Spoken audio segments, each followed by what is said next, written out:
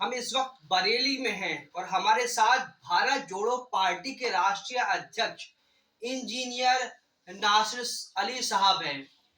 इनकी पार्टी उत्तर प्रदेश और देश भर में 2024 में चुनाव लड़ने की तैयारी कर रही है।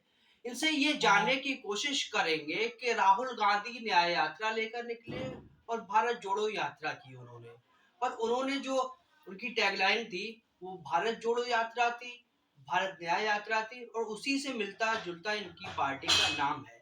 साथ ही 2024 में एनडीए तो दलित और मुस्लिम जो बड़ी पार्टी है उनको तो अपने साथ लेगा नहीं, मगर जो इंडिया गठबंधन है उन्होंने भी जो दलित और मुस्लिम लीडर हैं उनकी पार्टियों को अछूता समझा। ना ही भारत जोड़ो पार्टी को राहुल गांधी अखिलेश यादव ने 2024 में इंडिया गठबंधन में न्योता दिया, ना ही असदुद्दीन ओवैसी, मायावती या चंद्रशेखर आजाद की पार्टी को इंडिया गठबंधन ने अपने साथ शामिल किया। तो इसको भी लेकर इनकी नाराजगी है कि जब हमारी पार्टी पूरे देश में काम कर रही है और भी लीडर्स हैं उनकी पार्टी काम कर रही है, तो हम लोगों को इंडिया गठबंधन ने अहमियत क्यों नहीं दी, जब इंडिया गठबंधन चाहता है कि दलित और मुसलमान हमारी तरफ आए। वहीं 2024 में किन किन मुद्दों पर चुनाव होगा और जो देश में अभी मुद्दे चल रहे हैं, कल ही की घटना है, दिल्ली की घटना आपने देखी होगी, नमाजियों का जो मामला था उसको लेकर हर कोई उस पर बयान दे रहा है और कह रहा है कि कठोर से कठोर कार्रवाई होना चाहिए। मगर इनका ये मानना है कि हम जिसको वोट देते हैं 70 साल 50 साल से जिन्हें पार्टी को वोट दिया वो इस मुद्दे पर खामोश रहे। राहुल गांधी का बयान नहीं आया, कोई ऑफिशियल ट्वीट राहुल गांधी का नहीं आया, ना ही अरविंद केजरीवाल ने इस मामले को लेकर कुछ बोला, ना ही उत्तर प्रदेश के इंडिया गठबंधन के दूसरे सबसे बड़े नेता अखिलेश यादव भी इस मामले को लेकर चुप रहे। तो इन्हीं सारे मुद्दों को लेकर इंजीनियर नासिर शाह साहब से बात करेंगे और जानने की कोशिश करेंगे 2024 में क्या रणनीति होगी इनकी। इंजीनियर साहब, सबसे पहले आपने जी, वक्त नमस्कार, दिया उसके लिए शुक्रिया। शुक्रिया। जी, जी, बहुत धन्यवाद आपका। इंजीनियर साहब, आपकी पार्टी का नाम है भारत जोड़ो पार्टी। जी, जी। क्या इस पार्टी के बारे में मैं जानना चाहूंगा, और साथ ही क्या ये आपने राहुल गांधी की भारत न्याय यात्रा या भारत जोड़ो यात्रा से चोरी तो नहीं किया है? देखिए, ये कहना गलत हुआ। हाँ। चोरी हमने नहीं किया है, बल्कि हमारा नाम चोरी हुआ है, ठीक है? क्योंकि हम लोग 2021 में हमने पार्टी की प्रक्रिया को पूरा शुरू कर दिया था और हमारे इससे पूर्व हमारे जो पूर्वज थे, मन्नू शाह मलंग मदारी, चिराग अली शाह, करमली शाह, इन्होंने भारत की सबसे बड़ा मूवमेंट में लड़ाई लड़ी थी। अंग्रेजों के खिलाफ विद्रोह किया था, उन्होंने ऐसी यात्राओं को निकाला था। तो खैर बात विषय ये नहीं है कि किसने किसको क्या चोरी किया है। चोरी भारत में सबसे बड़ा जो भारत की जो हमारी जो आज़ादी है, अभिव्यक्ति की आज़ादी है, सबसे बड़े देश के अंदर इसको चोरी किया गया है और हमारी जो अभिव्यक्ति की आज़ादी को जो आज की पार्टियों ने जो दबाया है, हमारे एससी, एसटी, ओबीसी समाज को जो दबाया जा रहा है, आज खास तौर पर जो मुस्लिम समाज को जो अन्याय किया जा रहा है और हमारे खिलाफ बहुत सारे बिल पास किए गए, ये कांग्रेस की देन है, ना कि बीजेपी की देन है। बीजेपी ने तो इसको लागू किया है। तो चाहे आप एनआरसी ले लीजिए, सीए ले लीजिए, ट्रिपल तलाक ले लीजिए, ऐसे बहुत सारे मुद्दे हैं जो कांग्रेस ने ड्राफ्टिंग की इसकी, और कांग्रेस ने ड्राफ्टिंग करने के बाद और भारतीय जनता पार्टी ने इसको लागू किया है खाली बस। तो इसका मतलब जो आज का हम जो 75 सालों में जो मुसलमान हम लोग सीना कूट रहे थे कि हमारी पार्टी है कांग्रेस पार्टी, ये कांग्रेस पार्टी गद्दार पार्टी है और ये देश में हमारे एससी, एससी, ओबीसी समाज और हमारे मुस्लिम समाज के लिए और हम जैसे पसपंद समाज के लिए एक कलंक का टीका है, कलंक है हमारे लिए। इंजीनियर साहब, इंडिया गठबंधन ने अलायंस बनाया, उसमें आपको भी नहीं बुलाया, ना ही बड़े लीडर हैं आप ही की तरह असदुद्दीन ओवैसी हो गए या बदरुद्दीन अजमल हो गए या फिर मायावती जी हो गए, चंद्रशेखर आजाद हो गए, उनको किसी को शामिल नहीं किया गया। तो अब आप प्रत्याशी खड़े करेंगे तो आपको जो है बी टीम का टैग दिया जाएगा। देखिए देखिए मैं कुछ बातें बताना चाहता हूँ आपके माध्यम से अपने समाज को और अपनी दुनिया को और अपने आपके जो फॉलोअर्स हैं कि असल वजह क्या है। देखिए सुनिए, भारत जोड़ो पार्टी क्यों बनी, कैसे बनी और किस आधार पर हमारी रणनीति बनी कि हमें आखिर करना क्या चाहिए। भारत जोड़ो पार्टी 4 संगठन थे पहले हमारे, वो चारों संगठन की 28 शाखाएं थी। हमारे 26 राज्यों में संगठन काम कर रहे थे पिछले 15 वर्षों से। तो 2021 में हमने देखा कि हमारी कोई पार्टी हमारे हमारे वर्ग की, हमारे समाज की और मुस्लिम समुदाय की, एससी ओबीसी समाज की कोई भी हक देने के लिए तैयार नहीं है। हमने 2021 में पार्टी बनाई, उसके बाद हमने पार्टी को लॉन्च किया। तो आज हम जिस वर्ग से मैं आता हूँ, मैं पसमानदा समाज में एक अलवी बिरादर है, जिसको साहब बिरादरी भी कहते बोलते हैं, फकीर भी बोलते हैं। तो हमारा इतना बड़ा वर्ग होने के बावजूद भी हमारा एक भी विधायक, एक भी सांसद भारत में नहीं है।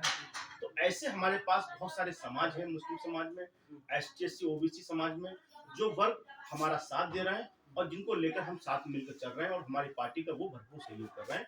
और उनके साथ लेकर हम 2024 के इलेक्शन में हम कूदे हैं रणभूमि में, और इसमें हम पूरे आपके 15 राज्यों में हमने 15 राज्यों में हमारा सिंबल भी आ चुका है। 15 राज्यों से पार्टी को हमने लॉन्च भी कर चुके हैं और हम पार्टी जो है 15 राज्यों से अपनी लोकसभा प्रचार भी कर रहे हैं। पसमानदा का आपने जिक्र किया, पसमानदा का उत्थान, पसमानदा को हिस्सेदारी, पसमानदा को बराबरी मोदी जी दे रहे हैं। दानिश आजाद अंसारी को मंत्री बनाया और पूरे उत्तर प्रदेश में और देश भर में पसमानदा सम्मेलन हुए। और साथ ही मोदी जी ने अभी मध्य प्रदेश के चुनाव में पसमानदाओं के साथ जो कांग्रेस गवर्नमेंट ने किया है उसका जिक्र भी किया और उन्होंने कहा कि पसमानदा को हम आगे बढ़ाएंगे। तो फिर मोदी जी के साथ आप क्यों नहीं जा रहे? देखिए, पसमानदा वर्ग जो है, पसमानदा समाज है, वो मोदी जी के साथ, मोदी जी ने जो दानिश अंसारी साहब को जो दिया है पद, वो एक हमारे लिए लॉलीपॉप है। वो समाज के लिए लॉलीपॉप है, वो हम लोग जो है उसको एक्सेप्ट नहीं करते। वो उनकी अपनी सोच अलग है, विचारधारा अलग है। जिस विचारधारा को मोदी जी लेकर चल रहे हैं, हम उस विचारधारा पर आधार पर ना चलना चाहते हैं और ना देश को चलाना चाहते हैं। हम अपने देश को भारत के संविधान बाबा भीमराव अम्बेडकर के आधार पर देश को चला रहे हैं और देश को चलाना चाहते हैं और उसी के आधार पर हम आगे बढ़ेंगे। तो क्या कहेंगे अब?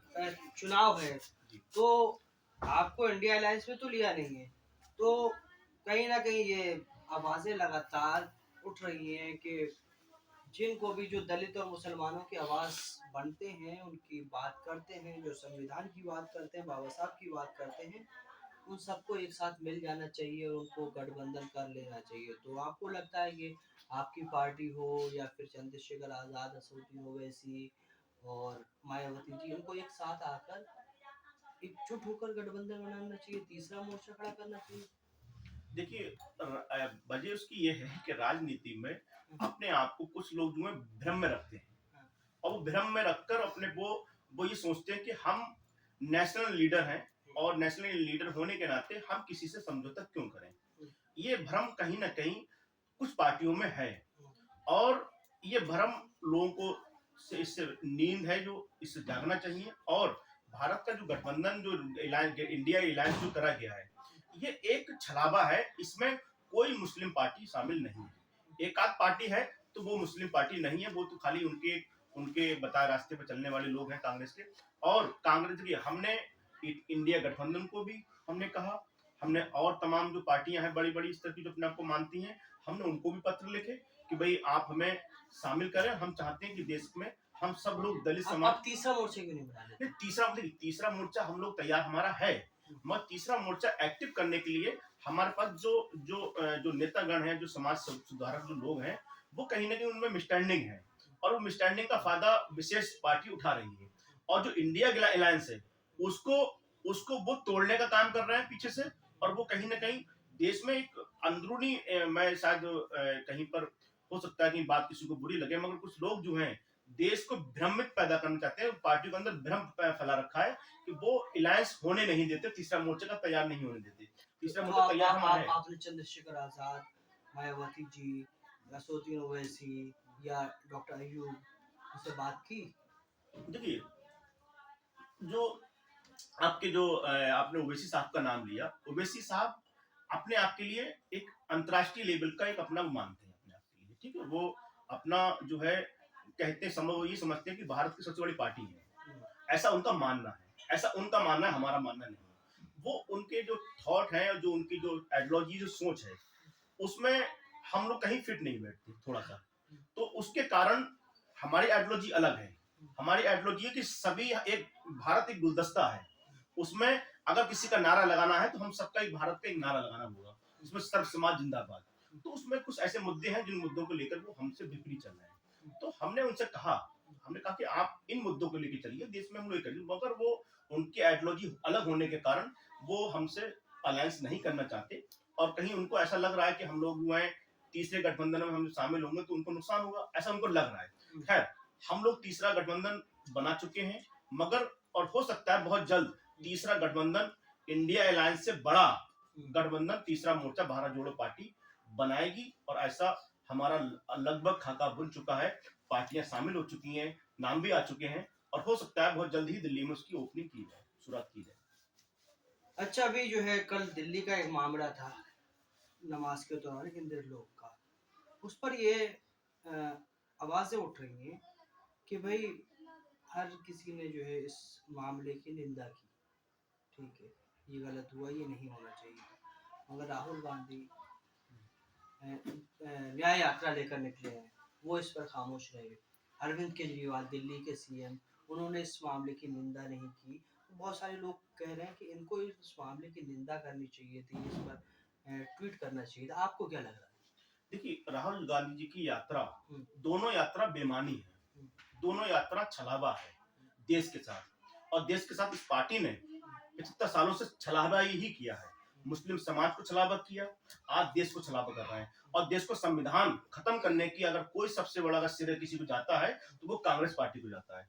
भारत जोड़ो यात्रा निकाली तो देश में विवाद पैदा किए उन्होंने, मुसलमानों को एससी से लड़वाया, आज आज यात्रा भारत जोड़ो यात्रा न्याय यात्रा निकाल रहे हैं, तो यात्रा में अब आप देखिए कि दिल्ली में मस्जिद के सामने लोग नमाजी पढ़ रहे थे, पूरे भारत में नहीं पूरी दुनिया में नमाजियों का एहतराम किया जाता है, सभी धर्मों का आधार पर जो प्रैक्टिस है उसका सम्मान किया जाता है। तो एक आदमी सजदे में है, और सजदे में होने के बाद एक दरोगा और उसको लात मार रहा है, इसका मतलब क्या है? हम लोग रोडों पर उतरेंगे, और ये बीजेपी या बीजेपी के जो लोग हैं, कांग्रेस पार्टी है, बसपा है, सपा है, ये आखिर इनके खिलाफ क्यों नहीं बोल रहे, उस दरोगों के खिलाफ आखिर क्यों नहीं बोल रहे? वजह क्या है? इसको संरक्षण है आपकी आपके आम पार्टी का। जो केजरीवाल साहब हैं वो मुसलमानों को उनको लेके आए, आज केजरीवाल की सरकार में होते हुए, दिल्ली में होते हुए उन वो उस नवाजी जो सजदे में है उसको लात मार के भगाया जा रहा है वहां से। आखिर केजरीवाल कहाँ है? भारत जोड़ो न्याय यात्रा कहाँ है? केजरीवाल आज आज आज आज चंद्रशेखर आजाद हैं, या आज बहुत सारे नेता हैं लीडर, आज चाहे वो हमारे प्रदेश के प्रधानमंत्री हों, ये लोग आज इनका कहाँ है? आज लोग इन लोगों के आज इनका ना कोई बयान है, ना इनका कोई ट्वीट है कि साहब ये गलत हुआ। तो ये सब कहीं ना कहीं इन सबकी मिली भगत है, और ये सब चाहते हैं कि जितना मुसलमानों पर जुल्म करा जाए, जितना एससी एससी पर जुल्म करेंगे हम, उतना हम देश में सत्ता पाएंगे मजबूती से, ऐसा इनको लगता है। और ये कहीं ना कहीं इनकी सोच बेमानी है, ऐसा होने वाला नहीं है, सत्ता आगे नहीं, सत्ता इनके हाथों से जाने वाली है। राहुल गांधी सामाजिक न्याय यात्रा की बात कर रहे हैं, सामाजिक न्याय की बात कर रहे हैं यात्रा में, ठीक है, ओबीसी एससी एसटी और की हक की और हिस्सेदारी की बात कर रहे हैं। तो क्या लग रहा है अभी जो 39 कैंडिडेट की लिस्ट आई है कांग्रेस पार्टी की, और कांग्रेस पार्टी की जो वर्किंग कमेटी है या उनकी जो टॉप लीडरशिप है, क्या वहाँ हिस्सेदारी है? देखिए, आपको मालूम होगा कि कांग्रेस पार्टी आजादी के बाद में कांग्रेस पार्टी का राष्ट्रीय अध्यक्ष किसी जमाने में मुस्लिम रह चुके हैं, तो कांग्रेस पार्टी के अंदर मुस्लिम समाज का और सभी वर्गों का कटाव हो चुका है। उनका कोई भी आज इंडिया अलायंस में कोई भी जो है हिस्सेदारी मुस्लिम की और एससी की नजर नहीं आ रही, और इसी कारण आज लोगों के पास में, भारत के पास में विकल्प नहीं था कि आखिर हम जाएं तो जाएं कहां। इसलिए आज जो विकल्प भारत जोड़ो पार्टी ने दिया है, इस विकल्प के साथ आज सभी वर्ग, सभी समाज के लोग और बड़ी बड़ी पार्टियों को लोग छोड़कर भारत जोड़ो पार्टी में शामिल हो रहे हैं। आप ये समझ लीजिए, हम लोग चाहे आप उत्तर प्रदेश की बात कर लें, चाहे दिल्ली की बात कर लें, कर्नाटक की बात कर लें, मध्य प्रदेश की बात कर लें, गुजरात, बिहार, तेलंगाना, सब में बात कर लें, सभी स्टेट में भारत जोड़ो पार्टी लड़ रही है मजबूती से, और सभी वर्ग के लोग पार्टी में को सहयोग कर रहे हैं, पार्टी में शामिल हो रहे हैं। इसका मतलब क्या है? एक नई पार्टी और नई पुरानी पार्टियां छोड़कर, सत्ताधारी को पार्टियों छोड़कर भारत जोड़ो पार्टी में जो लोग शामिल हो रहे हैं, इसका मतलब क्या है कि कहीं ना कहीं वो घुटन महसूस कर रहे थे, अपनापन महसूस नहीं कर रहे थे। यहाँ पर आने के बाद वो अपनापन महसूस कर रहे हैं, और भारत जोड़ो पार्टी को मजबूत करने का काम कर रहा है। क्यों? क्योंकि हम लोग बाबा साहब भीमराव अम्बेडकर को के आधार पर देश को चलाना चाहते हैं। और कांग्रेस ने हमेशा मुसलमानों को दबाया है, SC ST लोगों को दबाया है। और हकीकत ये है कि जो कांग्रेस पार्टी है, जो जो हमारे जो आपके राहुल गांधी जी हैं, राहुल गांधी जी ने कभी भी मुसलमानों को हिस्सा देने के लिए या उनको अधिकार देने के लिए कभी कोई बात नहीं की। आप स्पष्ट कर लीजिए कि कल की बात है, आज तक कोई ट्वीट नहीं आया। वो यात्रा निकालना है, न्याय यात्रा, न्याय में न्याय कहाँ है? अब एक ट्वीट तो करते कम से कम, उसको इंस्पेक्टर को कहते तो कभी तुमने भाई ऐसा क्यों किया, किसके कहने पे किया, इसकी जांच कराई जाए। तो कुछ नहीं, ये सब मिली भगत है। खैर, इसका जवाब 2024 में भारत की आवाम, भारत की जनता मुंह तोड़ जवाब देगी। और ईट का जवाब संविधान से देते हैं लोग। तो इसके हम आज जो है इसकी जो दिल्ली में हुआ इसकी निंदा करते हैं। और उस इंस्पेक्टर के खिलाफ, उस पुलिस वाले के खिलाफ, और उसकी जो संरक्षण, जिसका भी संरक्षण उसको प्राप्त है, उसके खिलाफ हम लोग रोडों पर उतरेंगे। और हम लोग भारत सरकार से और राष्ट्रपति की तो हमने ज्ञापन देकर हम मांग करेंगे कि उसको की गिरफ्तारी की जाए और उसको कड़ी से कड़ी सजा दी जाए, ताकि किसी भी धर्म पर, किसी समुदाय पर ऐसा दोबारा ना हो। तो ये भारत जोड़ो पार्टी के राष्ट्रीय अध्यक्ष हैं। उन्होंने कहा कि रिसेंटली जो है मुसलमान, दलित या पिछड़े हों, उनके ऊपर जो कुछ भी चीजें हो रही हैं उसको लेकर जो सेकुलर पार्टियां हैं, जो खुद को सेकुलर कहती हैं, जो सामाजिक न्याय की बात कर रहे हैं, वो लोग खामोश हैं। इसलिए इन्हें 2024 में मैदान में उतरना पड़ा। और इनका मानना है कि 2024 में जब इंडिया और एनडीए दोनों इनको नहीं पूछ रहा है, तो अब ये जमीन पर उतरकर अपने उम्मीदवार उतार कर लोगों को ये बताने की कोशिश करेंगे कि इस बार हिस्सेदारी चाहिए। और इनका मुद्दा जो है चुनाव में हिस्सेदारी होगा, सामाजिक न्याय होगा। आप इनकी बात पर क्या कुछ कहना चाहते हैं? और 2024 में आपको क्या लग रहा है, देश में तीसरी बार मोदी जी प्रधानमंत्री बनने वाले हैं या फिर राहुल गांधी या कोई और? अपनी कीमती राय जरूर।